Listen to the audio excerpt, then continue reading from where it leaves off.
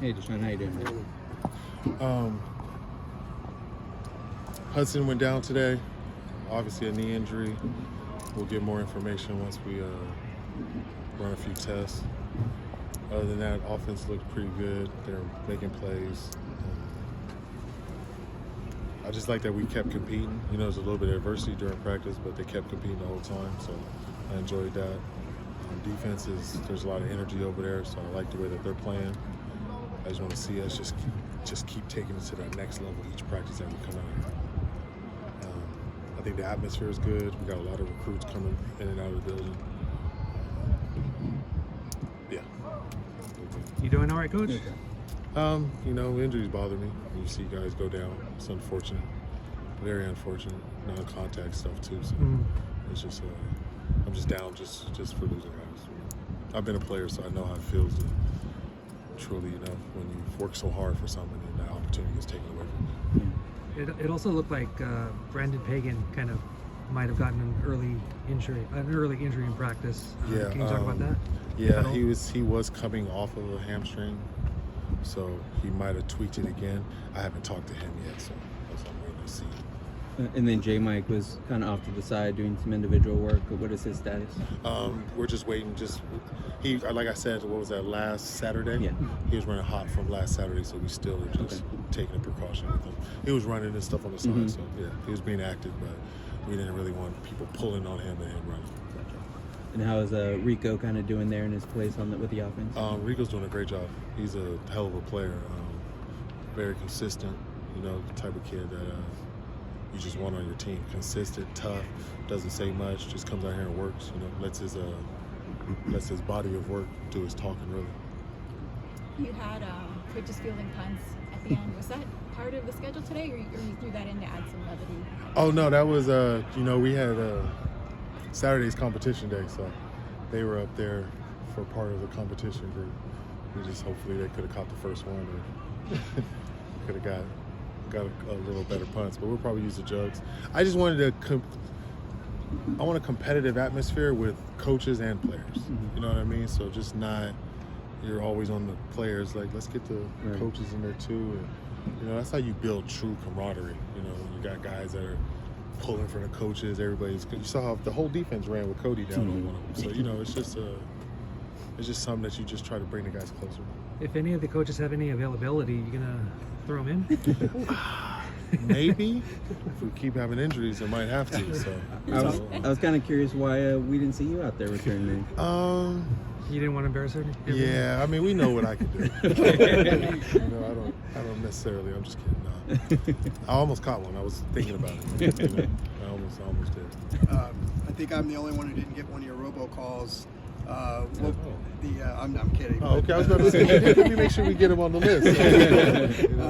You know, what was the message there, and why did you feel that was important just to reach out to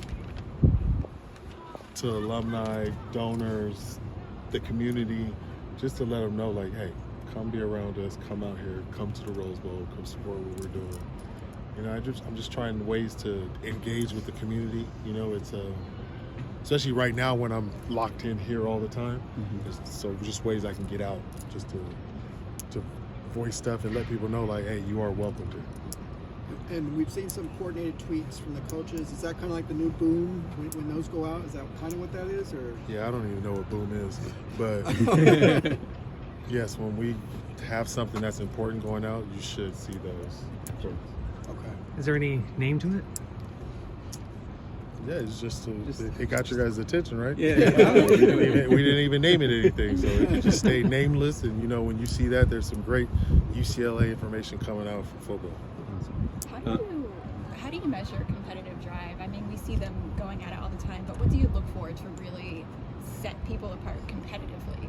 It's really like if you compete in that classroom, honestly, you know, that's my biggest thing, because they should compete out here. They like this.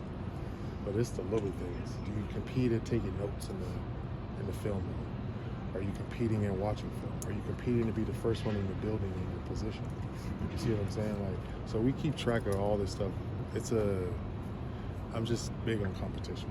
You know, I always try to build it in my running back room. Just always have them be friends, but you guys are going to compete at a high level.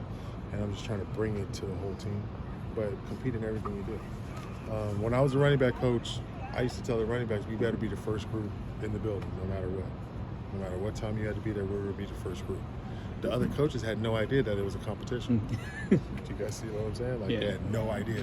But for us in the running backs, it was a competition every day. We got to be the first group in the building. So it's just little things that build the competition. And then if you're living a life of competition, it's easy once you get out here on the field. Who lives the life of competition? Right now, Yeah. I'm going to say Swifty, Rico Flores, Carlin. The whole tight end room is pretty good. They get in there really early. Defensively, let's go Femi.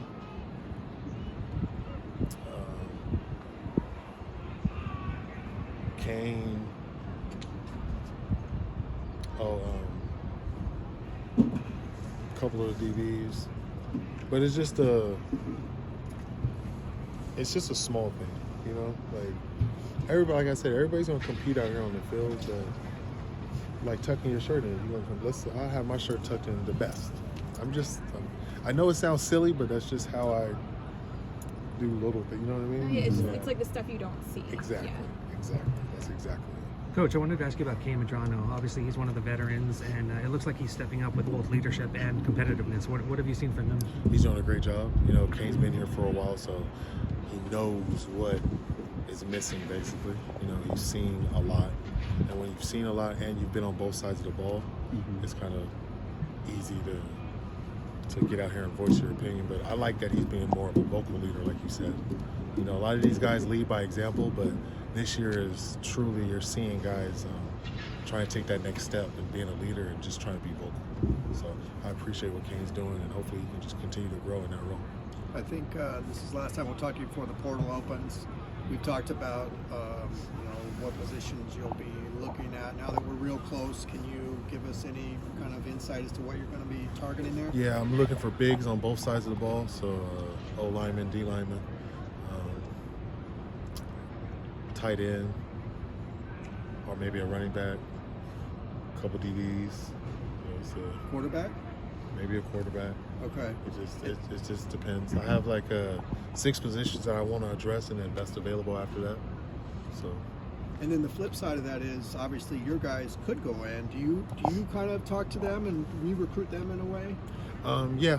I mean, most of the guys that go to the portal do come talk to me before they leave or whatnot. So I will have a conversation with our guards. But like you said, you got to retain kids. You have to recruit the new ones. You got to recruit the ones that are on your team. And it's just part of the game right now. Are you anticipating, losing some guys? No, I'm anticipating losing nobody. I hope, but it's part of the game. So if it does happen, it is what it is. But hopefully, this team stays pretty intact and we'll be able to make it through the portal. What are your What are your early impressions of Stacy Ford and just the recruiting staff and how they've been doing early? I love everything that the recruiting staff is doing. That's them. That's getting a lot of these kids out here multiple times. We're having kids come back every weekend, 3 weeks in a row. So we're charting all of this stuff. I appreciate what they're doing for us, and I'm just excited that we're, able to put a product out here that people want to come see and be a part of.